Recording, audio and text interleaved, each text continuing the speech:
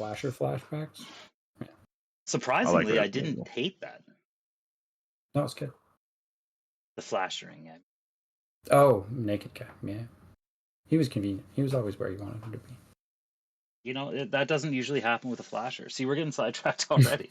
Usually you don't want that to be the case. Usually a flasher shows up when you don't want him to, like you're walking to your wedding day.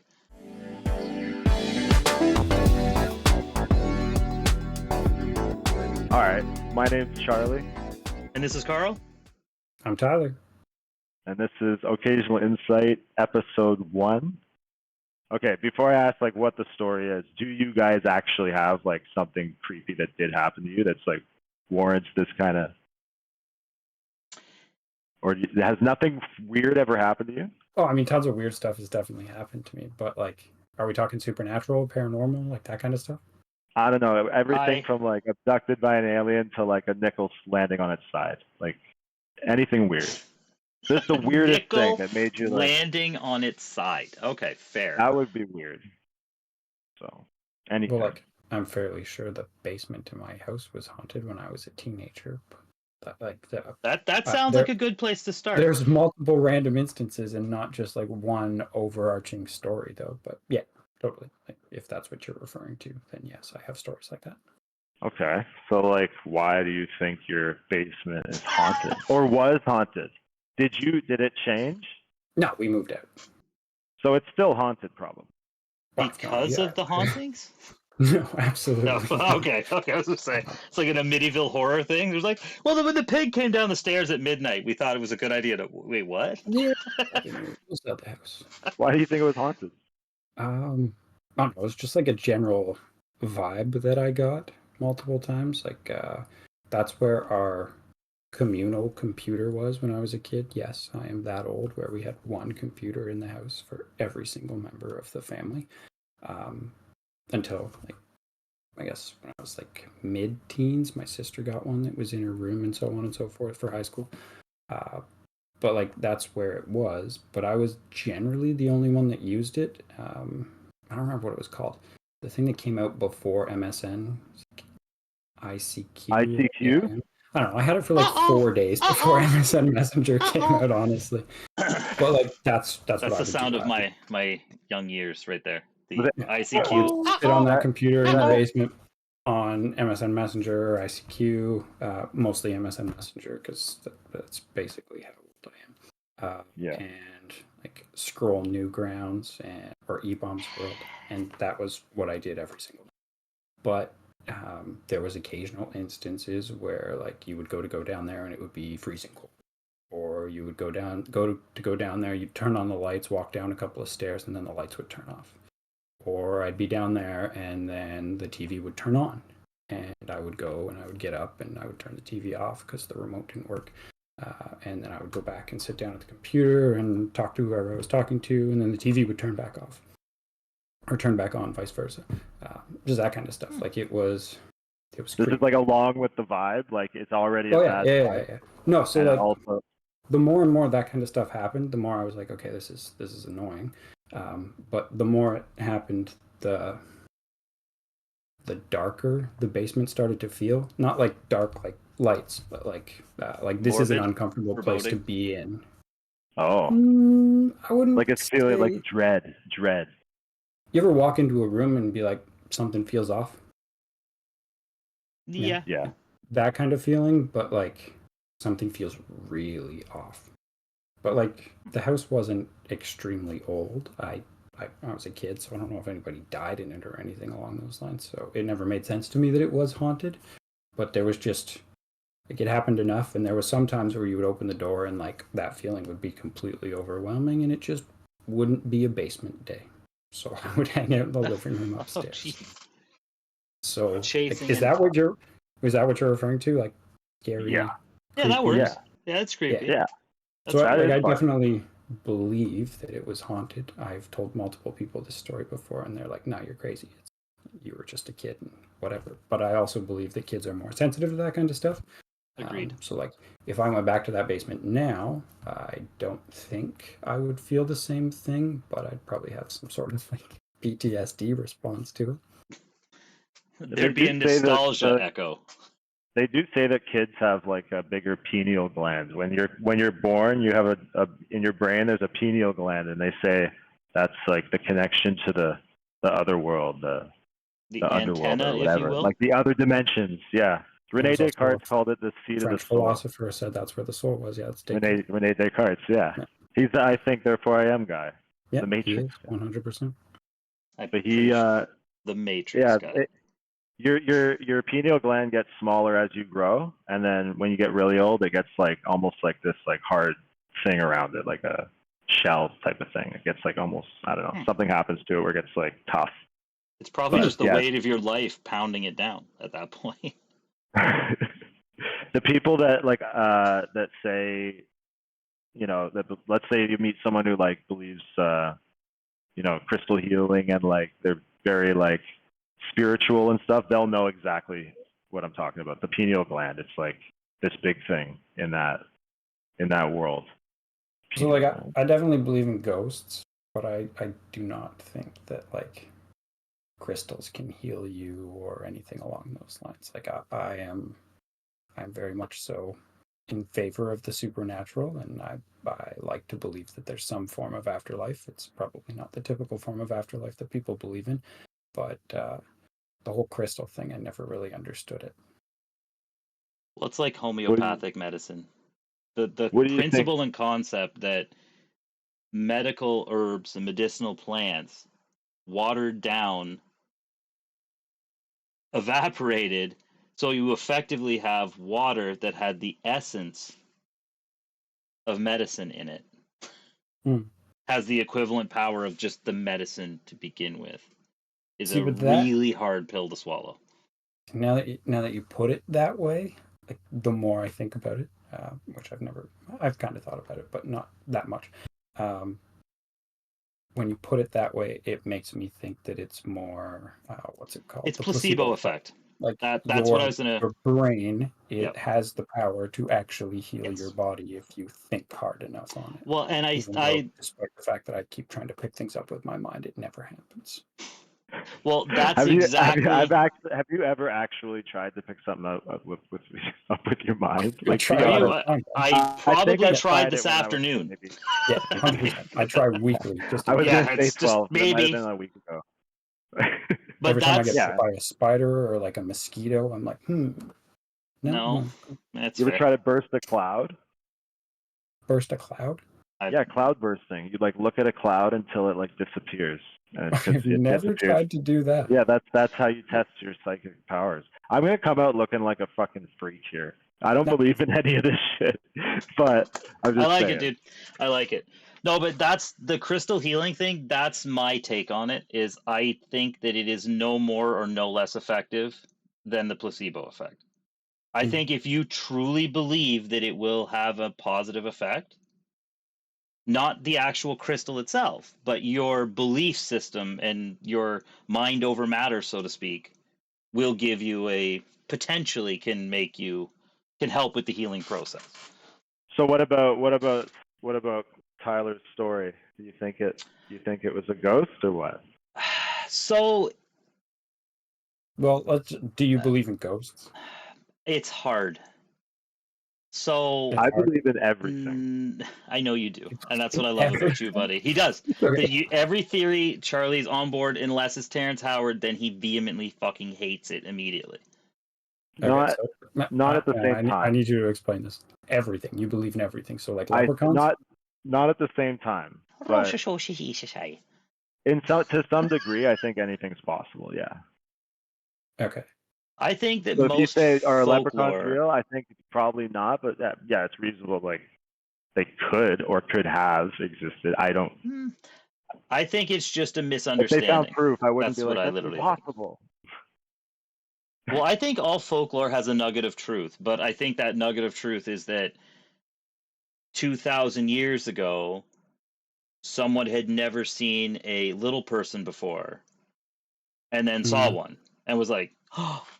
And then he stole his shoes and ran away. Like maybe he was a scamp. He was a bit of a scoundrel and thought it would be funny. And that's how it all. You know what I mean? It's the same thing. It's the same thing as there's no snakes in Ireland. Like I highly doubt that an actual patron saint chased them all into the ocean and made them go away. Now, maybe that same dude like hunted and killed snakes out of existence, and then they equated that to him chasing them into the sea or whatever magical powers that happened. Well, like if you think about a game of broken I'm very telephone, much a skeptic.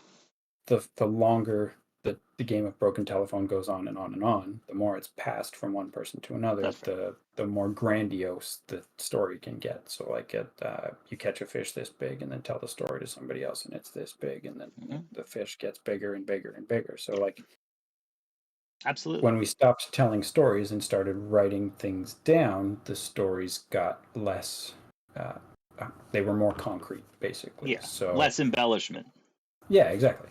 But I can see how when we were specifically like word of mouth telling stories over campfires, or one person would go to another village and explain this story to somebody, and then that person would go to the next village and explain it, and so on and so forth, that things like that could happen. So I get that as well. But I don't know. The world is more entertaining if you believe in things, in my opinion. Absolutely. I don't think you can like live without uncertainty. You have to. There has to be some mystery. There's always some mystery. Like, well, there's always a mystery. There's always. That's why I believe in everything. That's why I believe. So like, I think that. Well, if I like, even if I saw a ghost, let's say I saw a ghost, like just saw a fucking dead ghost, like it was all the signs of a ghost. Well, the ghost would be alive in his ghostly form, I would think. Little bit, whatever would prove to me that like that's what a ghost is. Okay. You know, if I saw one, I think I would like go to the doctors and like get my head checked, or just to rule that out.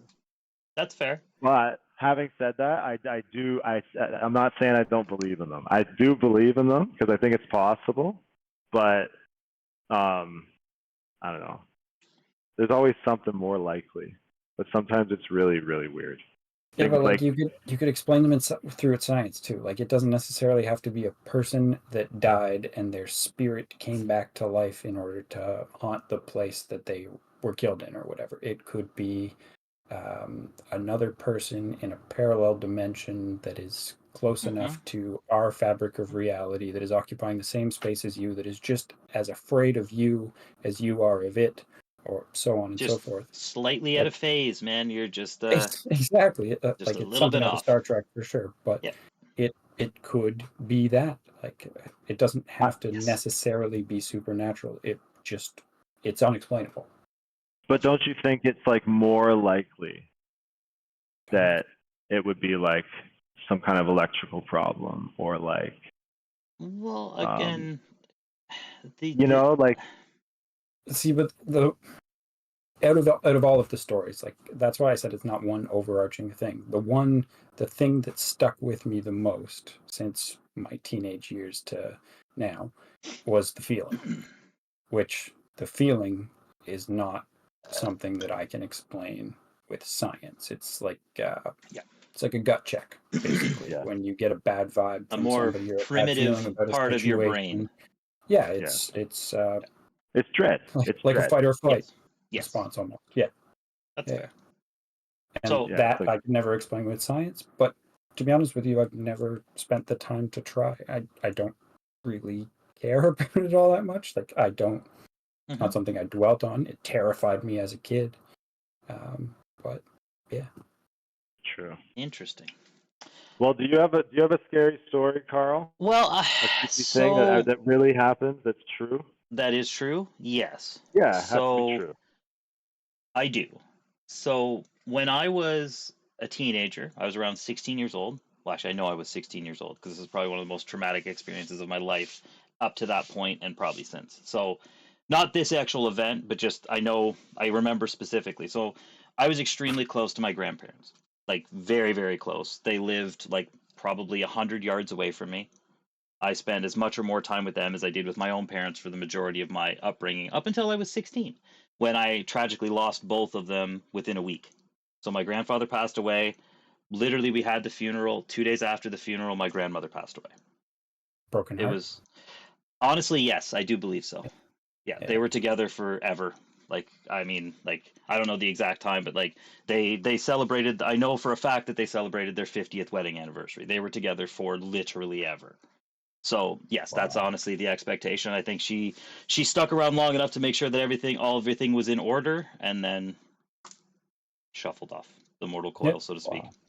But so after they passed away, I was very heartbroken because again, it was like losing my parents. It was a big deal.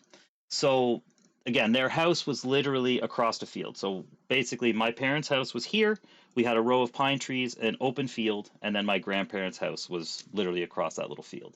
So I would spend a lot of time just kind of milling about. I spent some time just kind of sitting on the porch and just kind of letting it all sort of soak in after it happened. So I would say, I want to say maybe a month or so after their passing. One night I couldn't sleep. I was just kind of restless. So I was outside just kind of touring about. I went over just like, oh, I'll go over and check out my grandparents' house. Now, keep in mind that no one was there. They had both passed away. We had a few people staying, family members had stayed in the house, but at this point, the house was completely vacant. There was nobody in. So I was kind of there. So they had like I want to say, like, think of like a typical farmhouse. Like, had like a wraparound porch, second floor, another wraparound porch, and then your attic with the peak, and then like the windows in the attic kind of thing, right? So I was standing there. It was, I don't know, I would say middle of the night. I'm not gonna guess a time. It was after 10, before 1 in the morning. I don't know. It was late, and then I saw a light in the upstairs window, which there shouldn't have been. There was nothing there. So my initial thought was, well, this is concerning. Why is there a light on? So as I got closer, it was a very faint. And then as I got probably about, I would say maybe 100 feet from the house. I was looking up at the attic, like the attic window, and the light was kind of very dim and it was kind of flickering. It almost looked like a candlelight. So my initial thought at that point was like, oh crap, like there's a fire. Like what's happened? Maybe there's an electrical fire or something, right? So that was my initial gut reaction. So I start making, again, I'm about 100 feet, between 50 and 100 feet away. I start kind of making a beeline to the house. So I got to go make sure that everything's okay, that it's not on fire. And then I just got basically to the edge of the driveway. So they had a driveway that came up from the road, and then the house was kind of on the backside of the driveway with a bit of like a parking area, so to speak, kind of in between. I got about to that driveway, and then my heart just sank. Felt terrified. Like I didn't know that something was wrong. It didn't feel right. And then to this day, again, I'm not a big believer in the paranormal and the afterlife and whatever, but I got to that point. I was about to take a step onto the driveway to head towards, and I got this overwhelming feeling of dread, concern. And then at that exact moment, I basically was standing there. It felt like a pressure on my shoulder, and then I just kind of had a calm. The light went away, and then I felt like at that moment, in my mind, I felt like my grandfather's voice, I'm pretty sure I heard it, was basically just said, "It's okay, you don't need to go there." And at that point, I just turned around, walked back to the house, talked to my parents about it. We never saw a light. My dad went over and took a look. Nothing was wrong. And it was just it was really profound. It was a very strange, and yeah, it was weird. And yet, I'm probably the most skeptical to anything paranormal and afterlife. I don't know why, but just, yeah, I can't explain it. It was a very, very strange kind of Almost like event. spiritual feeling. Yeah, Like, it was really, yeah. it was, yeah, it was, It's it like, was different. Yeah. So, like playing the skeptic. Not that I don't believe the story or anything like, because Yeah, for sure. Playing the skeptic, grief does some crazy shit to your brain. 100%. That's what I mean. Like, Grief. that's honestly to this day. Like, I believe that I had that experience, but I don't necessarily think that that's what it was. That's just what it felt like. But like, this is kind of to the point of what I was talking about, where I don't necessarily need an explanation for stories like this. Right. I felt better not after. knowing So, what happened, what it was, what anything about the experience was, not having an explanation. Does it make it any less profound? No. Right. It's a formative memory for me, to be honest. Like it still has the impact. Like, yeah, you it's don't a need core it to memory be true for for me. anyone else. It was your own. It was like, you know, your own experience. You don't need it to be true for someone else. True. Yeah, that's pretty cool. What do you mean by core memory? Like it's something I won't forget. Like I have a pretty piss poor memory, to be honest. Like, I don't remember dates. I don't remember. If you asked me to tell you what I did last Wednesday, I'd have to go ask my wife or see if I was talking to you guys to tell me, because I don't know. Like, I genuinely don't. Like, unless something, well, like, I'll remember, but it was like, that's one of those experiences in my life that moment's etched in my memory, and I'll never forget it. So to me, that if I ever hear me say that again, like, that's what I think of as a core memory. It's something that's going to be there probably till the day I die. That'll be a memory that I'll be able to recall at a moment's notice without actually having to try and be like, did I eat breakfast today? Fuck. Right. I didn't. But... So, like, I consider core memory, like, just because we think of it differently. A core memory is like an impactful point in my life, but more so in if I choose this direction or this direction, my life goes in two completely different ways. Gotcha. And like I vividly remember those decisions. Gotcha. Yeah. I don't. No, curious. No. I could think back on them. I'd have to think. I can think. Okay, I live where I live now, and I can probably think of 10 decisions that all had to fall in line for me to make the choices that me and my family made to be where I am right now.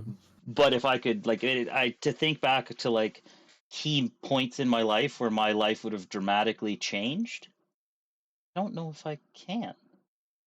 So you can't think of, like, specific decisions you have made throughout your life that, like, completely changed your friend group, completely changed your career trajectory, completely changed your mindset on, like, anything along those lines? Like the time you whipped your dick Probably if out I thought hard enough on it, but what? I didn't hear what you said.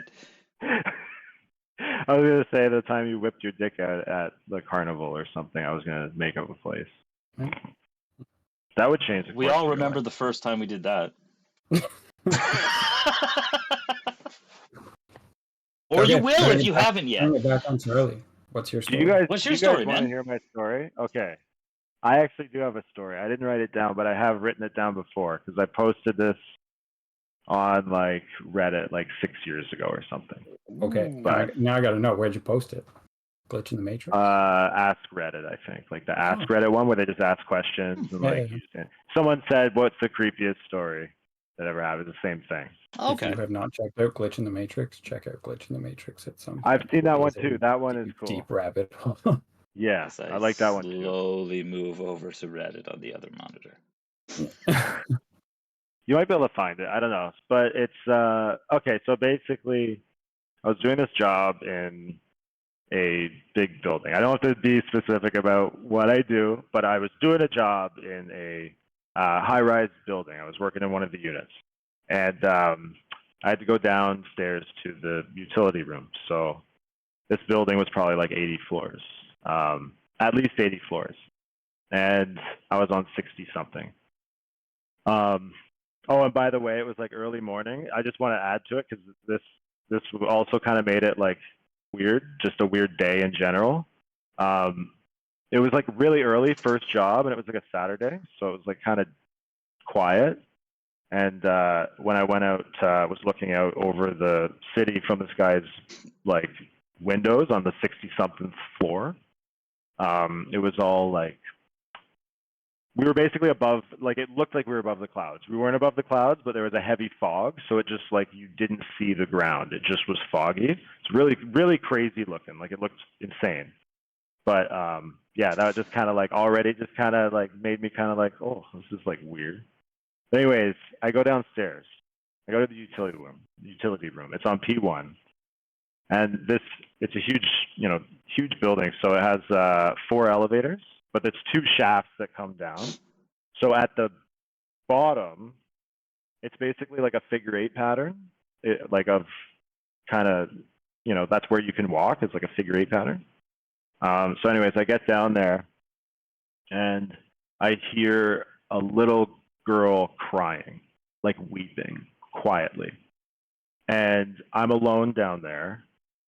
And because of the way it was all shaped, like it was a figure 8 pattern with corners, right?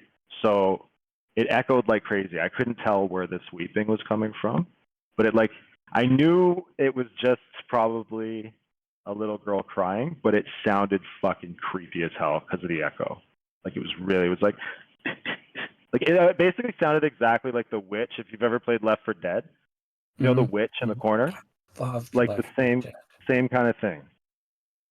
So, anyways, I walk around. I'm looking for the source of the sound, and I get to every corner of the room, and I still don't see it.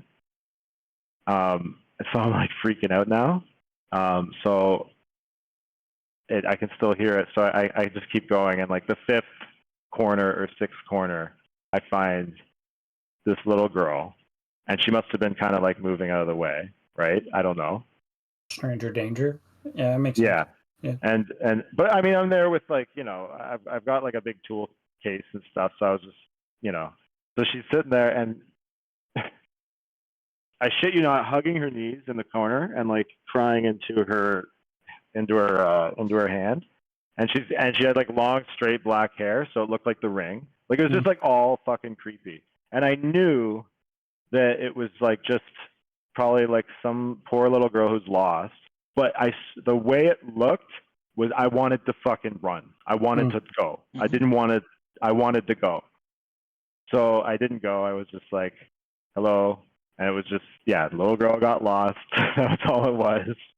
And that was that. And I took her to the security desk at the lobby, and that was the end of it.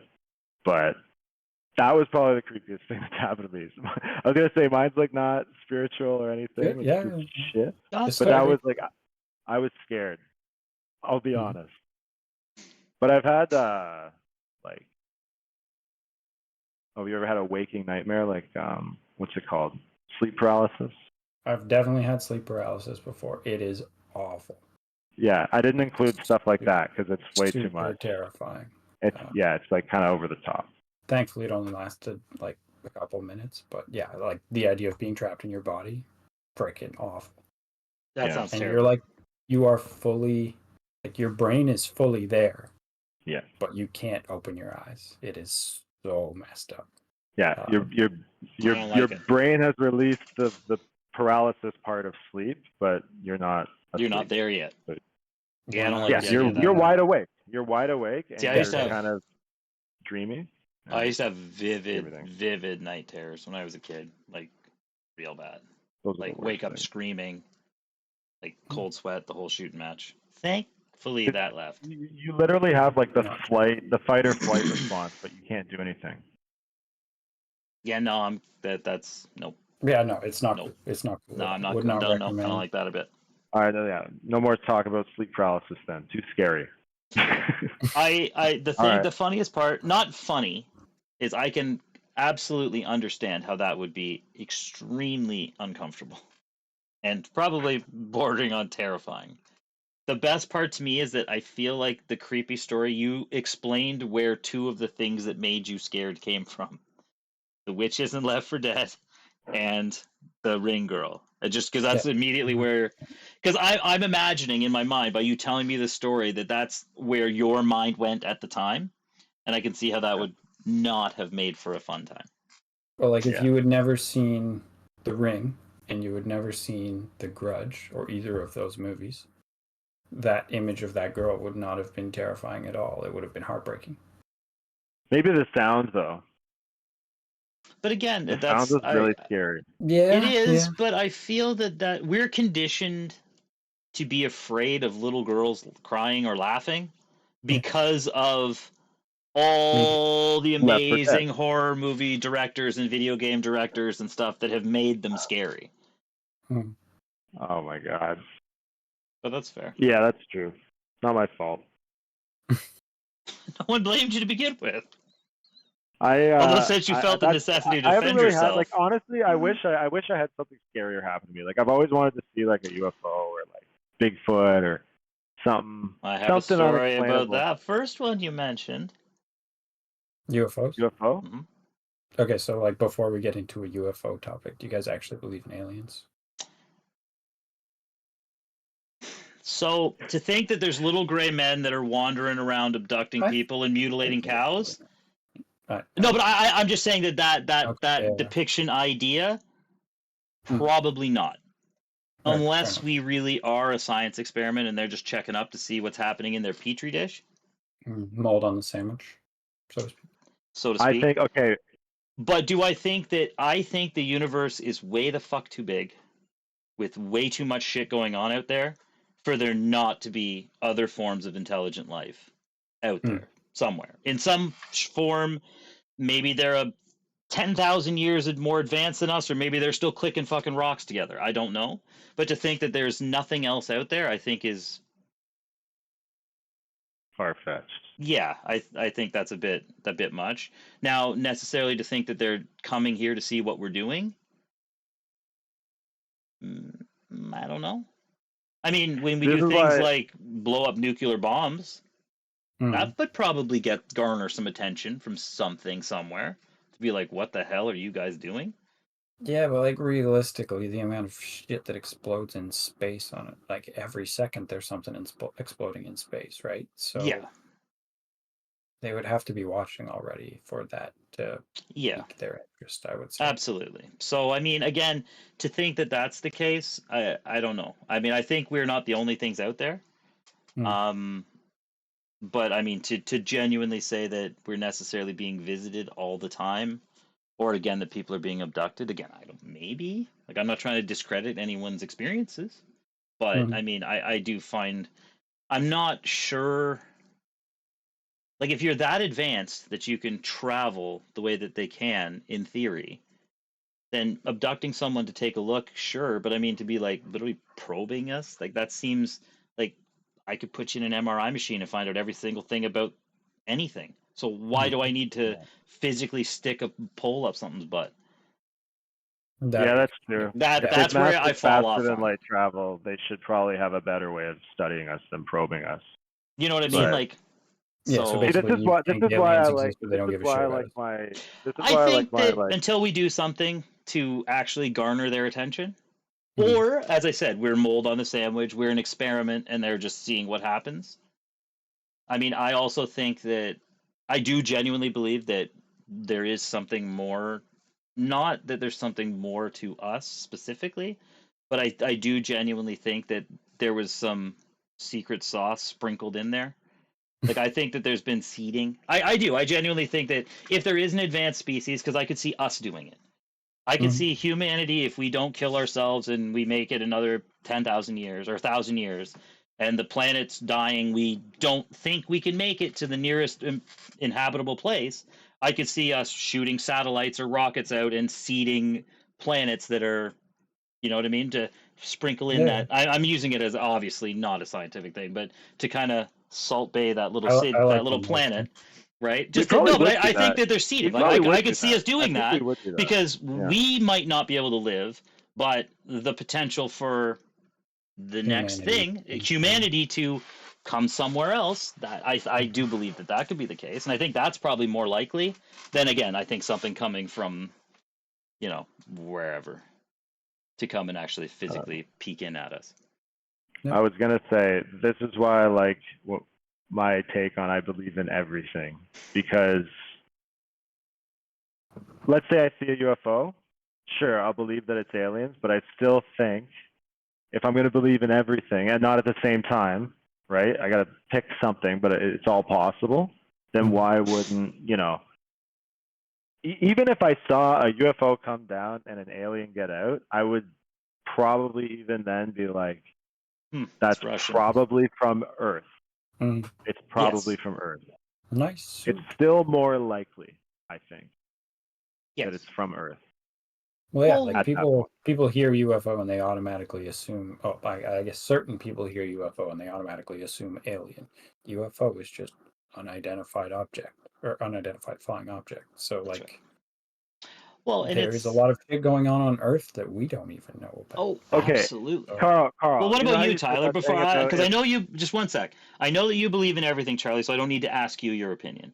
But Tyler, what do you think? Do you think that we're alone in the universe, or do you think that there are aliens out there?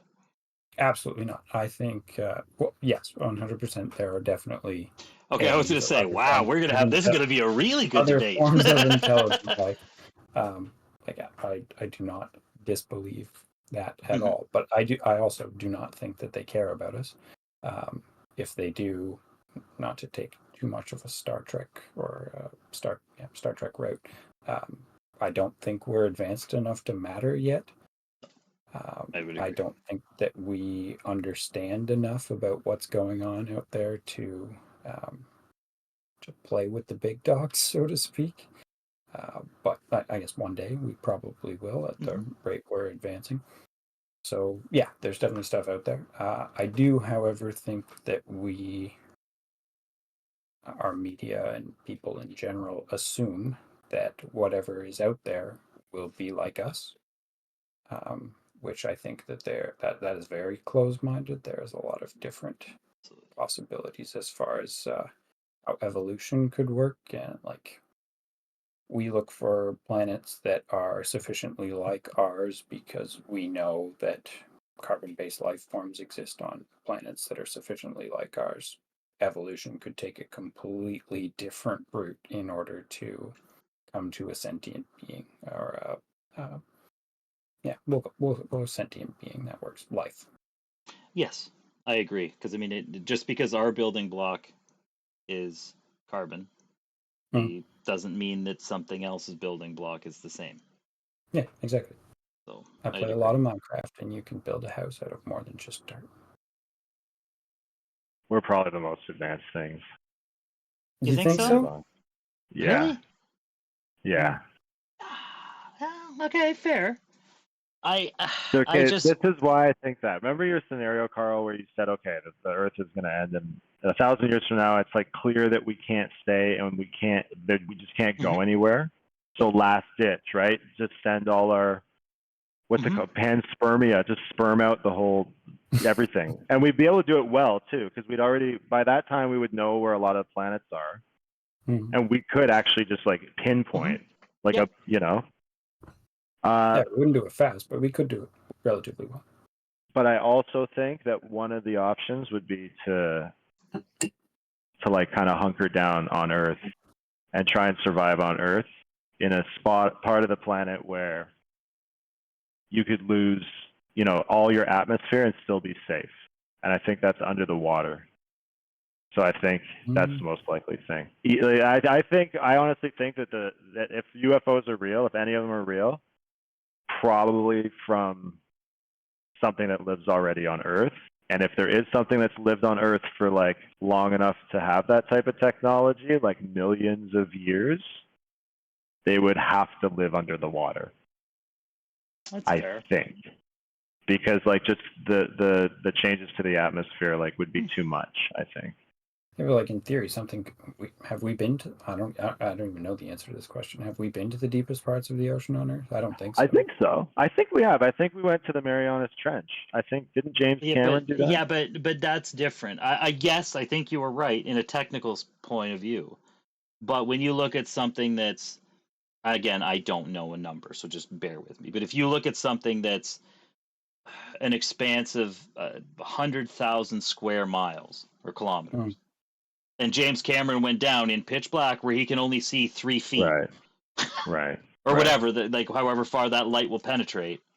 I think that the actual answer is no, because we haven't explored it enough to actually know what's actually there. Right. I think we've sent things down. We've seen things. A long time ago. Pardon me, sorry? There was a cool movie about that a long time ago. The Abyss. That movie was the coolest. That's what I'm thinking of. The Abyss is actually the Abyss is basically what I'm saying.